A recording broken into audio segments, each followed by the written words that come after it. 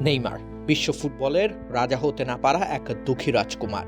Injury যার football জীবনকে করে দিয়েছে দুর্বিষহ।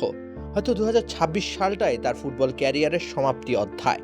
ক্লান্ত জরাজীর্ণ শরীরটাকে তিনি আরেকটু টেনে নিয়ে যাচ্ছেন স্রেফ 2026 সালের বিশ্বকাপটা খেলবেন বলে। ইতালিয়ান কোচ কার্লো আনচেলত্তির অধীনে ব্রাজিল হেক্সা মিশনের পরিকল্পনার ছক আঁকতে শুরু করেছে। ডন কার্লো নিজের দলটার একটা রূপরেখা নিশ্চয়ই সাজিয়ে ফেলেছেন। সবার মনেই প্রশ্ন, সেই দলে নেইমার থাকবেন তো? এই প্রশ্নের মুখোমুখি হতে হয়েছে কার্লো আনচেলত্তিকেও। তিনি সরল ভাষায় বলে দিয়েছেন যে নেইমার সুস্থ থাকলে তাকে ভাবনাতে বেশ ভালোভাবেই রেখেছেন, কিন্তু নেইমার তিনি কি বিশ্বকাপকে রেখেছেন নিজের ভাবনাতে? আলবত রেখেছেন। সে ভাবনার কারণেই তো তিনি জানিয়েছেন 2026 সালের ডিসেম্বরে হয়তো তিনি অবসর নেওয়ার চিন্তা করবেন।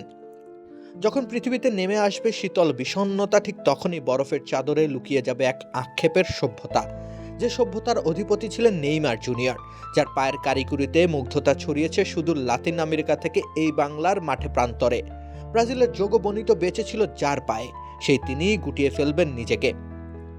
আর কত একের পর এক ইনজুরি, দিনের পর দিন মাঠের বাইরে থাকার বিষণ্ণতা, মাঠে ফেরার আকুতি নিয়ে আর কতকাল নিজেকে টেনে নিয়ে যাওয়া যায়? তাই তো বুটজোড়া তুলে রাখার কথা ভাবতে শুরু করে দিয়েছেন নেইমার। 34 বছরটায় কাঁধে চেপে গেছে বার্ধক্যের ভার, তা নিয়ে বরং বিদায় নেওয়াই শ্রেয়। তার আগে 2026 বিশ্বকাপে রোমাঞ্চকর কিছু একটা করে গেলে মন্দ হয় না। তখন অন্তত হাপিত্যেশের গল্পগুলোতে লেগে যাবে এক রত্তির স্বস্তির পরদ। নেইমার পারবেন তো? ইনজুরি তাকে দেবে কি সেই সুযোগ? ব্রহ্মাণ্ডের ঘূর্ণন দেবে এই সকল প্রশ্নের উত্তর। রাকিব হোসেন রুম্মান, খেলা 71।